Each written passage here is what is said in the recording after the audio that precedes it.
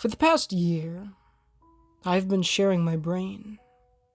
By non-nomination, aka Ben Wooding. $250. That's how much my sane mental state is worth to me, apparently.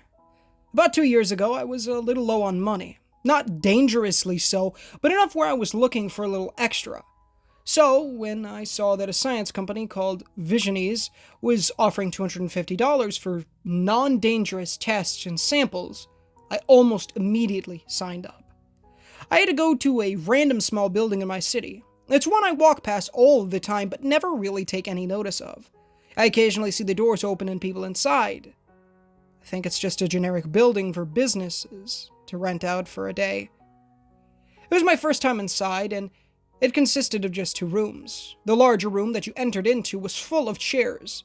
The door I walked through was propped open, and on the opposite wall was another door, closed.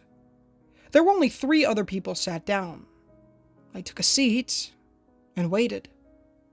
I thought I had gotten off pretty well. I expected to be there for at least an hour, probably closer to 2 hours. But after 10 minutes of waiting, the closed door opened, and my name was called. I made my way into the smaller of the 2 rooms. It felt very medical. There was a desk with a man sitting behind it, and a woman sat in the corner of the room. Next to the desk was a box with smaller boxes inside. One was labeled gloves, and another syringes. I didn't closely look at the other labels before the man spoke to me. "Please, take a seat. Do you have any questions? Do you need a glass of water? I hope we didn't keep you waiting too long." I sat across from him at this clearly cheap fold-away desk. Despite the sign-up claiming this to be non-dangerous, I still asked, "Is this going to be dangerous?" "No, not at all," the man replied. "That being said, there are a few legal things we need to go over." I think the woman saw I looked a little concerned as she spoke up. "It's all just boring stuff. Honestly, the law makes everything boring." She laughed, and I faintly let out a fake, quiet chuckle. The man looked briefly at something written on paper and then spoke again. "So, we're going to be collecting a few skin cells. We'll give you something to numb the pain and then use a razor to just collect a small section off of the top layer of your skin. Are you okay with needles?" "I'm okay with needles." "A razor taking off my skin sounds a little harsher, though." He smiled. "Please, it's just the wording. It'll be from the top of your arm, and frankly, even without the numbing, it wouldn't hurt a whole lot. With the numbing, you won't feel a thing. Plus, it'll heal in days." I felt more reassured. "Okay. Is that all the legal stuff?" "Oh, no. The main thing is that we need your consent for what we'll be using the skin cells for." "And what will that be?" "We're experimenting with growing human brains without using any tissue directly from the brain. We're seeing how we can use different cells to clone entirely different organs." I figured this must be for safer and more common organ transplant surgeries. I wish I had asked what exactly the brains would be used for. Instead, I asked, "Sounds interesting. So, will it be an exact replica of my brain?" "Exactly. Well, maybe. Theoretically, yes. It'll be a brain wired the exact same way as yours. Cloning an organ is usually like taking a blueprint for a computer and rebuilding it." The woman spoke up now. "Except, in our case, we aren't taking the exact blueprint for that exact computer.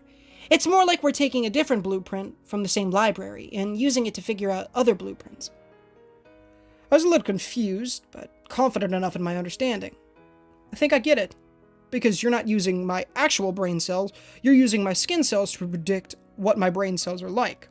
"He gets it," the woman said while cheering. The man laughed and pretended to celebrate too. The atmosphere had been lifted greatly, and I was given a contract to sign. Within 5 minutes, it was over, and I was out with my money. Within an hour, I could feel my arm again, and the area of skin they had shaved off only stung a little. Within a week, it was completely healed. It was as if I had never even been. After that, months went by. A whole year went by. I hardly ever thought about my time donating those skin cells. Once or twice, I told the story to family or friends, and some of them thought it was odd. "How do I know you're not a clone?" was a joke made all too much. A year ago, that is when the thoughts began. Thoughts in my head that were not my own. The thing is, these weren't bad thoughts. They weren't really anything. They were just thoughts that felt separate from mine, but happening in my own head all the same. The thoughts weren't clear. I couldn't make them out. I could just feel my brain faintly working in the background. A feeling I don't quite think I could ever describe in such a way that could capture it for anyone else. Focusing on the thoughts didn't help. It just hurt. It was like trying to listen to a conversation from across the street, with busy traffic between you. A month went by like this. I didn't tell anyone.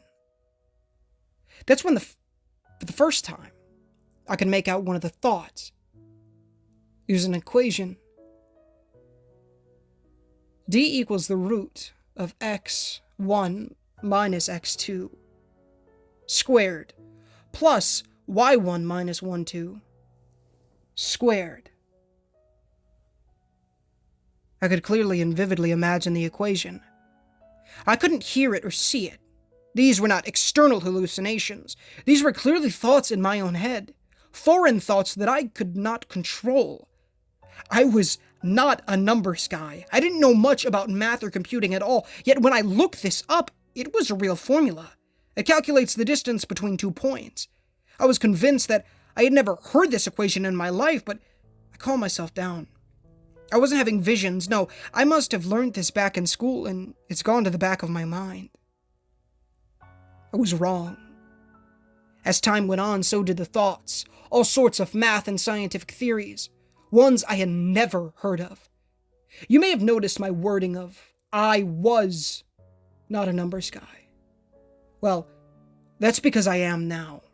This constant flow of information integrated itself slowly into my own thoughts. My brain became a container for information, and I was learning so much. I got comfortable with it, and learned to block out all the noise in my thoughts. I learned to be one with the knowledge. I didn't question it too much. I know that seems odd, but once it started helping me, I just didn't care anymore. It felt nice that I had a database of information. Not even at my fingertips, but at the literal synapses of my brain. I am not all-knowing. I am not fed all information about everything ever, but I'm a lot smarter than I used to be. Then came the voices. The voices were shocking. I woke up about 3 months ago and I could hear the voices of people talking. Only every now and again, it wasn't constant, but I remember so vividly the first things I heard. 2 people talking. I wonder if it's conscious. Of course it is. It might not understand us yet, but it's certainly conscious. I guess we'll find out how much it understands us when we hook it up completely. The other ones were... That last sentence got quieter with each word and was interrupted by the sound of a door slamming shut. These voices occurred multiple times a week, usually on a weekday. Saturday and Sunday were rarer, but it happened. It was almost always people talking about vague, cryptic nonsense. Some random sentences I remember are, "The fourth dimension is going to be the end of us before we can utilize it, I swear. Do you think anyone in Sonder has figured anything out?" We got another one from Beyond Perception. It's becoming more frequent. I've been trying to piece all of this together. I can't.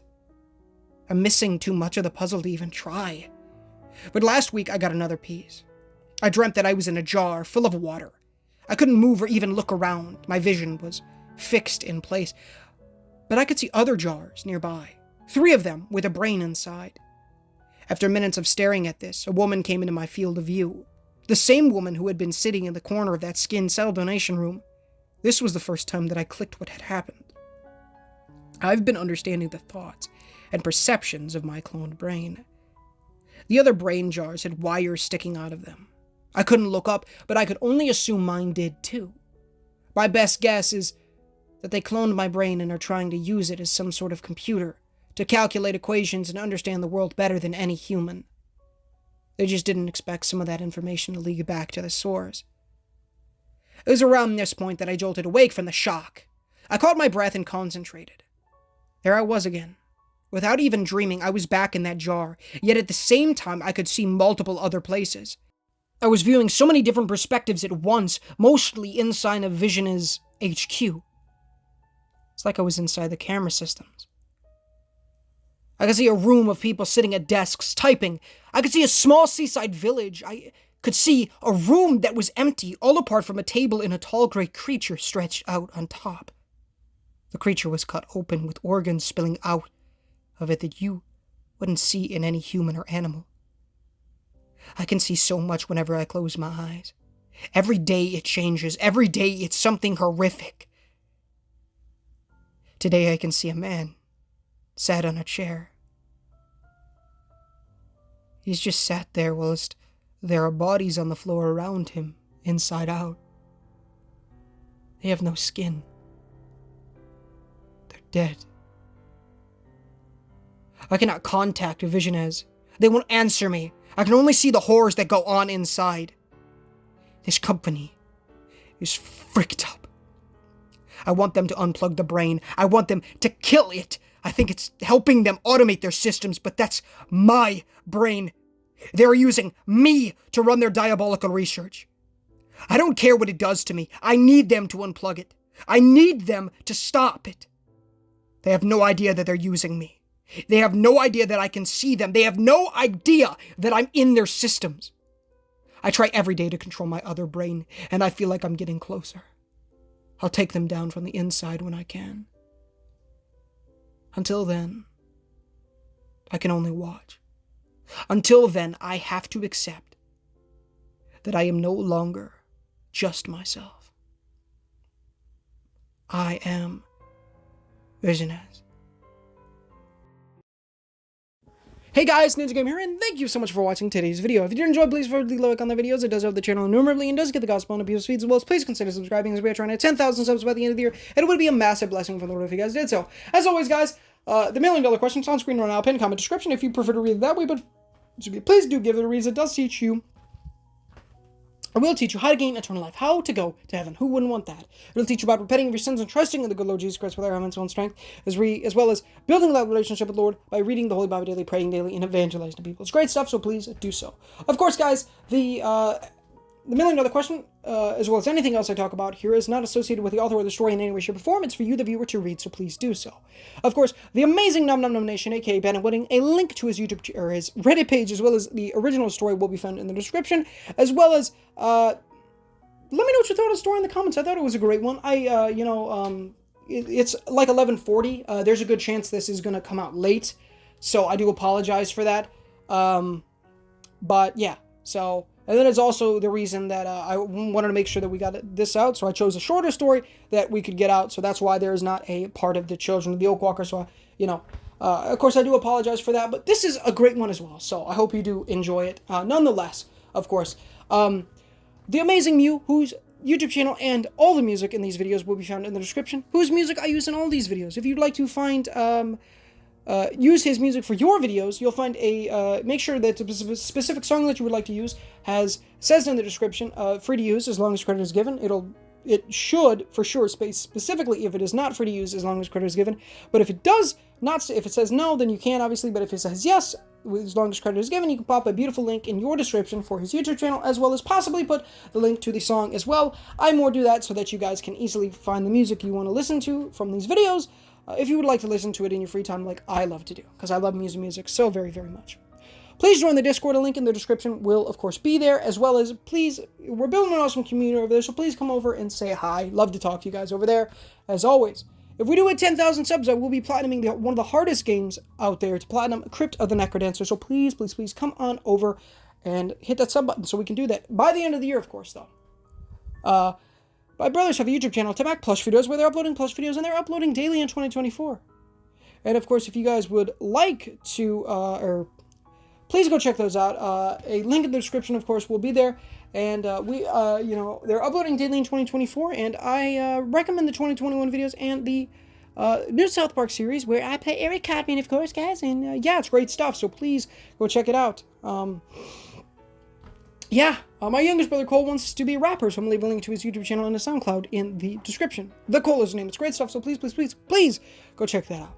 The Barron County Anthology by Random Evolution 468, as well as a former stalker texted me this morning. She's been dead for a year by Tier 1000. Both beautiful, amazing playlists will be found in the description, as well as, of course, guys, it's great stuff, of course. And if you're a fan of the Children of the Milkwalker, which is the series that we've been currently doing, the Barron County, and you want to see more from that universe, the Barron County is everything before, the Barron County Anthology is everything before that story.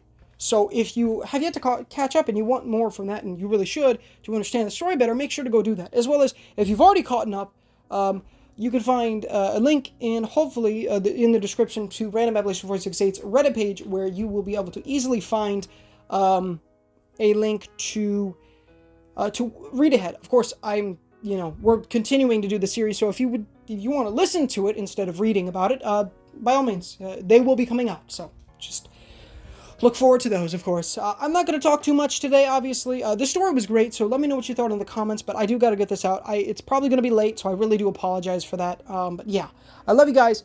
Thank you so much for watching, and until next time, guys, this is Ninja Gamer, signing off.